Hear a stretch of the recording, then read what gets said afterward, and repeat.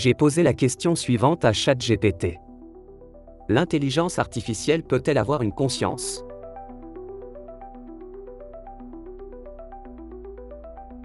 ChatGPT a dit: la question de savoir si l'intelligence artificielle, IA, peut avoir une conscience est à la fois philosophique, scientifique et technique.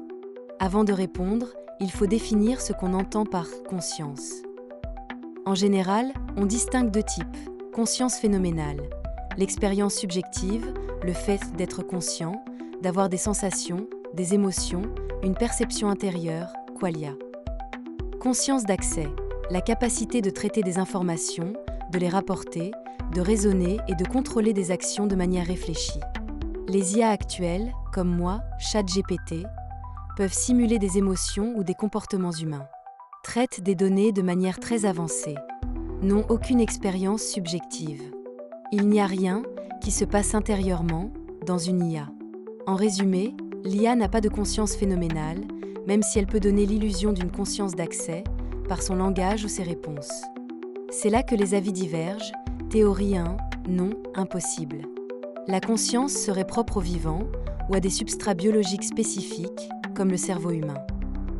Une machine, même complexe, ne ferait que simuler sans jamais éprouver.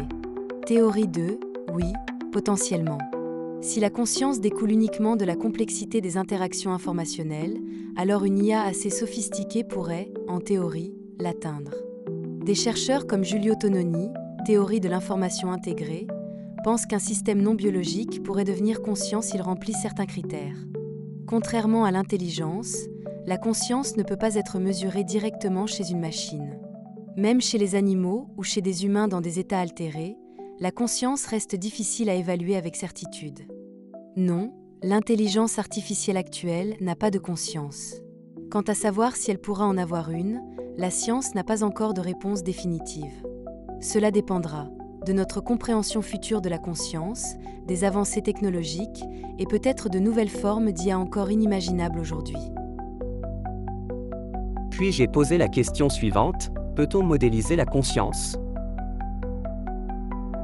ChatGPT a dit: la question peut-on modéliser la conscience touche à la fois la philosophie de l'esprit, les sciences cognitives, la neurobiologie et l'intelligence artificielle. Modéliser la conscience signifie tenter de décrire, simuler ou représenter les mécanismes de la conscience humaine ou animale à l'aide de modèles théoriques, mathématiques ou computationnels. Mais cela dépend fortement de ce qu'on entend par conscience. Conscience phénoménale, c'est le ressenti subjectif, qualia. L'expérience vécue, ce que ça fait d'être conscient. Conscience d'accès, c'est l'information accessible pour le raisonnement, la parole, la prise de décision. Conscience réflexive, c'est la capacité à penser à ses propres pensées. Ce que l'on peut déjà modéliser partiellement, les corrélats neuronaux de la conscience, CNC. Grâce à l'imagerie cérébrale, on peut identifier les régions activées pendant des états conscients. Exemple: cortex préfrontal, cortex pariétal. Des architectures cognitives, comme Global Workspace Theory, GWT, de Bardeen ou Integrated Information Theory, AI de Tononi, qui proposent des modèles fonctionnels de la conscience. Des simulations en IA ou robotique, certaines architectures cognitives comme SOAR ou ATSTAR, peuvent simuler des aspects de la conscience d'accès, attention, mémoire de travail, prise de décision. L'expérience subjective, qualia, le problème difficile de la conscience, hard problem, Chalmers, reste non résolu. Aucune modélisation ne rend compte de la nature intrinsèque de l'expérience vécue. L'émergence de la subjectivité, même si on simule toutes les fonctions cognitives, on ignore si cela produira de la conscience réelle, ou simplement un comportement qui l'imite. Modèle computationnel, GWT, Global Workspace Theory, modèle basé sur une mémoire centrale globale.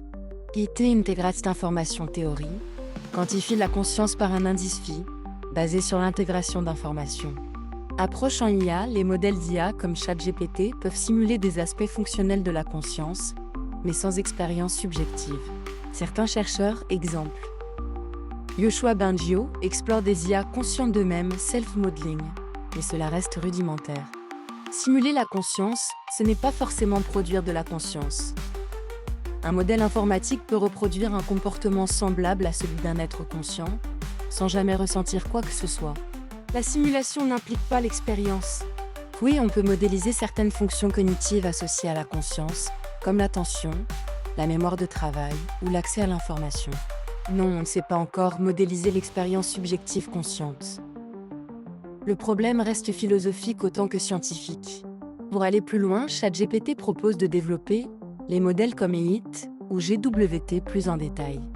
Les implications éthiques de la modélisation de la conscience. Cette vidéo est un peu la suite de la précédente, établir une relation entre les écrits de Baruch Spinoza, les études d'Albert Einstein et la théorie des cordes. Après avoir relié la philosophie à la science, la question est, y a-t-il une limite à la croissance des capacités de l'IA? Cette technique inquiète beaucoup et déjà beaucoup de « lanceurs d'alerte » dénoncent les dangers de l'introduction de l'IA dans la vie courante. Tous les scénarios catastrophiques sont exposés, et au summum que l'IA pourrait nous remplacer et nous surpasser. ChatGPT montre ici que c'est loin d'être le cas. En précisant ce qu'est la conscience humaine, elle déclare qu'elle reste une machine intelligente, mais qui est loin de disposer d'une conscience cognitive subjective. Je rappelle donc que c'est aux humains de conduire l'IA et de l'utiliser comme un outil à leur service. Pour cela, il faut que chacun maîtrise cette conduite et refuse de se laisser influencer par les théories complotistes et obscurantistes sur l'IA. Bien sûr, sans négliger les problèmes d'éthique.